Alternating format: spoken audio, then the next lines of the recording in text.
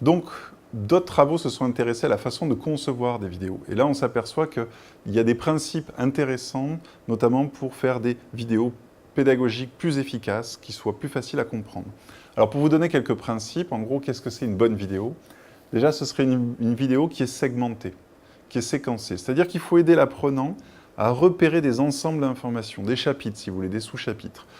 Pourquoi? Parce qu'en mémoire, il va pouvoir organiser l'information. Or, si le flux est linéaire et sur un même niveau, c'est très difficile pour l'étudiant de savoir ce qui est un niveau macro, ce qui est un niveau micro, et d'organiser ça en mémoire. Or, on sait que plus vous organisez les informations en mémoire, plus vous stockerez d'informations en mémoire.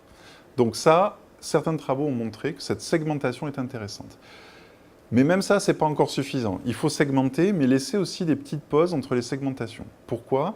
Parce que la mémoire a besoin d'intégrer les informations qu'elle vient de voir. C'est-à-dire que si vous switchez trop rapidement d'un thème A à un thème B dans votre vidéo, le risque, c'est que le traitement du thème B risque de chasser les informations en mémoire du thème A.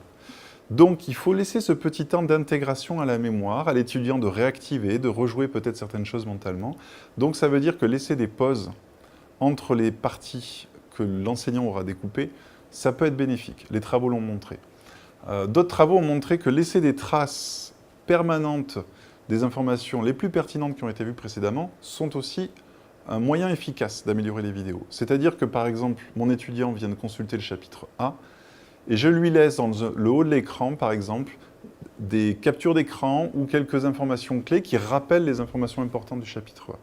Certains travaux, notamment menés en Australie, ont montré que ça pouvait être efficace, que ça pouvait aider justement à maintenir certaines informations en mémoire pour contrer cet effet donc, négatif de l'information transitoire.